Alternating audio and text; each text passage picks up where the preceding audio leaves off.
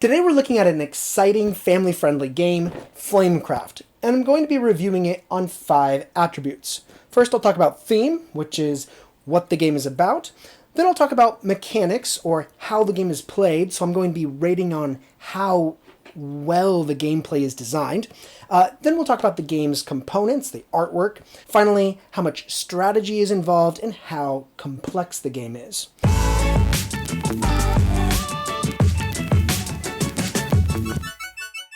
So to start things off, let's talk about the game's theme.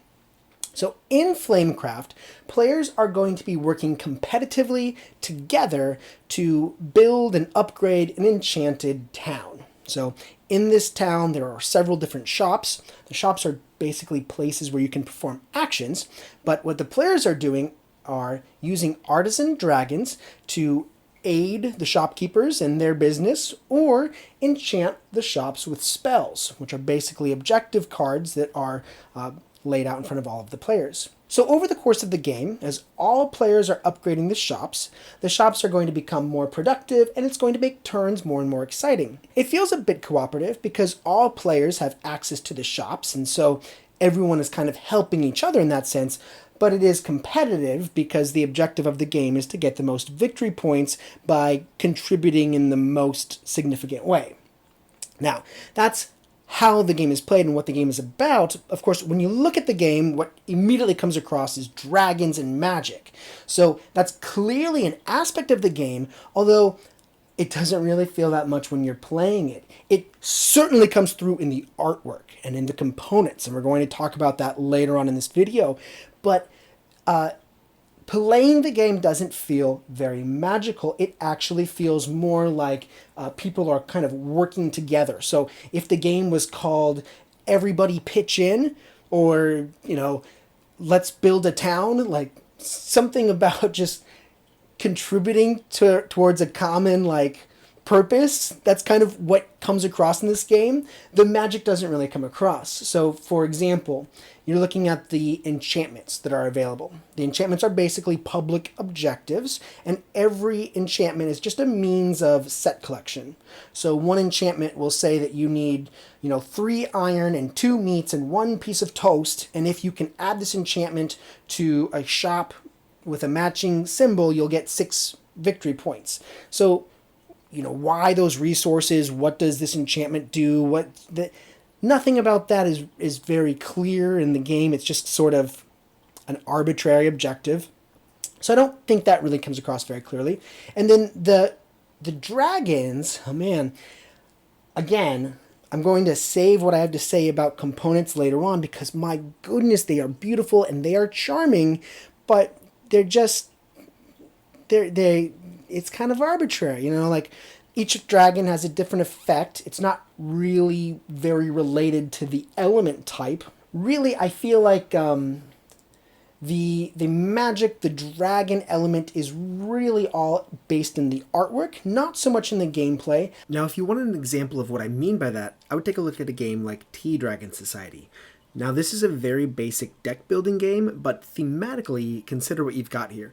Each player has a different dragon to care for, like Jasmine or Ginseng, and in each player's decks, these dragons exhibit their own personalities. A dragon can be bored or grumpy or bite you, and during the game you'll feed the dragons or entertain them, groom them, and even let them sleep. And from what I see, when I look at the cover of Flamecraft, I expect a game to be more about nurturing these dragons, and that's really not what it's about. It's a town building game. So, for theme, I'd probably give it an average score if it was called Everybody Pitch In, or, Everybody Do Your Part. But I kind of feel like there's a little bait and switch. They advertise that it's about dragons, and it's more of just a town builder. So I give it about a 3 for theme. Next, let's talk about the game's mechanics. So for this part, I'm going to rate how the game plays, but to start, let me just do a brief overview of the rule set. So it's actually not a very complicated game, but I'm going to do just a very brief explanation. So to set up, you roll out a town map and you place several starting shops. And each of these starting shops has a 3 locations for dragon cards. Dragons augment the effect of the shop, and each of these shops has an icon in the top left corner, which is a resource that can be gained by using that shop. So the shops get laid out, and then there are objective cards in the center of the town, and there are several dragons which can be drafted during gameplay, as well as a pile of coins and fancy dragons, which are dragons that will provide objectives and victory points at the end of the game. Now, all of this is a shared space where all players will be playing, and each player has their own player space in front of them, which is really just a tableau of cards or objective cards that they gain, and a hand of concealed cards which they hold during the course of the game, as well as a little bank of the resources they've collected. Now, in this game, there are no phases. It's just gameplay is turns, with one player starting and everybody taking their turn and going around the table clockwise until the end of the game is triggered. Now, on a player's turn, a player can do one of 2 things. Both choices begin with the same first step, and that is to move the player's own dragon piece onto an available shop. Now, all shops are available to everyone at all times. The only limitation is if you put your dragon on a shop where other players are present, then you have to give each other player a resource of your choice. It's not a very big cost, actually. It isn't a huge deterrent. Now, if you're looking at the length of the board and you're looking at the arrangement of the shops, naturally you might think that the position of the shops matters. Like, are you moving clockwise around the town, or does the adjacency of one shop to another shop matter at all? And the answer is no positioning matters at all. In fact, you could very easily remove the mat from this game and just play with all of the shops in a grid, which is actually kind of nice if you don't have a lot of table space. The mat really just adds to organization. But again, on your turn, you can put your dragon on any shop as long as you're capable of paying other players if they're present. So when you put your dragon on a shop, then you can decide what you want to do there. So the first thing you can do is you can take resources, and for this part you're going to look at the resource on the shop. Sometimes there will be resources from enchantments that were added by other players. I'll talk about enchantments in a second. And any resources on the dragon cards that have been placed on that shop. So you count up all of the resources, and after you've taken all of them, you can put a dragon on the shop and take a bonus for the space that you choose to put the dragon. It doesn't matter where the dragon goes, it's really just a matter of which bonus would you like to take. So you have to play that dragon from your hand, and after you've played a dragon, you can then activate a dragon. And all of the dragons have different effects, and a player can refer to the effects by looking at their own player board. When a player is taking this type of action, they can choose one dragon on the shop to activate and use their effect. So, for example, one such effect might be drawing another dragon card, or another effect might be placing yet another dragon card somewhere else in town. Effects like this. At the beginning of the game, all of the shops are basic shops, but later in the game, more shops will come out, which also have additional effects. So you can utilize those as well.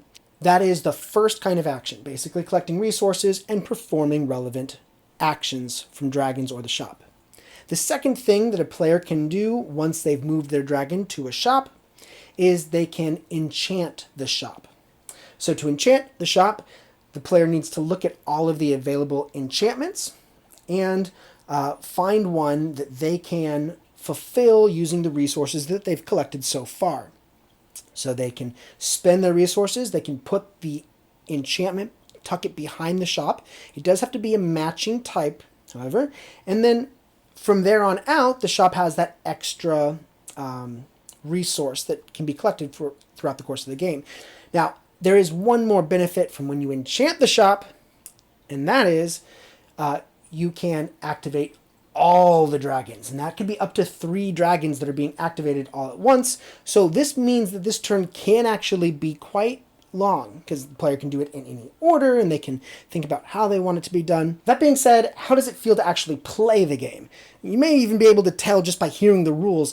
This is a game that as it goes on longer, it just drags on more and more. Initially, turns are pretty quick. You go to a placed, you pick up the resources, you perform one action from one of the dragons, and you're done. Later on in the game, more and more shops can come out, so you're looking up to maybe 12 shops. All of these shops has up to 3 dragons, so you're looking at a maximum of 36 dragons, although the end of the game would be triggered before that. And they have enchantments, and all of the dragons has actions, which you have to choose. So you've got all of these things to take into consideration, and you've still got the objectives that are out before you. So you're trying to plan your moves so that you can achieve one of the objectives. But if another player takes the objective that you were planning, you have to start over from scratch. So the whole time, if you're going to play this game well, what you have to do is you have to be looking at where the optimal shops are and trying to figure out how you can get the resources to achieve an objective before somebody else. And then, of course, you've got your own private objectives, which you're considering as well. There is so much to read on this board. Now, it's not complicated decision making. A child can play this game, but as an adult where you can understand and process all of these things, it's just like, why? Why do I want to do this again? Because of victory points? Like, the spells aren't very interesting. They don't really add much thematically to the game. It's just kind of this, get these resources to achieve those objectives to get so many victory points. And that's the only satisfying factor of the rule set. The other satisfying factor is the components, but it is too much going on with too little interaction. This plays up to 5 people, and there is no interaction other than receiving resources from another player if they go in a spot where you are at, or if a player takes an objective that you were planning on taking. That's the only thing that can really interfere with you during this game. There's not trading going on. There's not a really good reason to have to talk with each other. I'll put it this way. My 6-year-old, the second time she played this game, she played Legos over on the side, and she asked us to tell her when her turn was so she could come over to the table. She just did not care about watching while it wasn't even her turn, and it took a long time. I've played this game with my family twice. I haven't played it 2-player yet. I feel like there's some potential for it to be a lot more fluid if it was only 2-player, but with a family, we all just thought it went on way too long, and it was too easy to lose interest in this game. So mechanically, it's not hard to understand. But it's so uninteresting. So I have got to give it a really low score for mechanics. I would give it a 2 for mechanics. I very rarely give very low scores, but this game is just not interesting in its design. So that's mechanics score. But the next thing we're going to talk about is components. Now, the components in this game are amazing. Of course, the first thing you're going to notice is the artwork, but the first thing I want to talk about is the player aid and the symbology, because I think that's one of the most important things insofar as it lends itself to the game's playability. So the symbols in this game are pretty well done. Every player has this player aid. There is a key in the corner that tells you what all of the symbols mean. Reading is still required, but the symbols are pretty well done and consistent. Although I will say that not every symbol is being represented here. The flame symbol, which means activate, is not shown in the key, and some of the cards aren't even shown in the rulebook. So it doesn't incorporate every visual element, but it's pretty darn good. Now I want to come back to this and look at the dragon cards. So the dragon cards have a ton of character. Every single card has unique artwork. The dragons have unique names. Many of the names are simply adorable and like game-stopping cuteness, where people are going, oh my gosh, look at this one's named Cookie. It's a very, very cute game.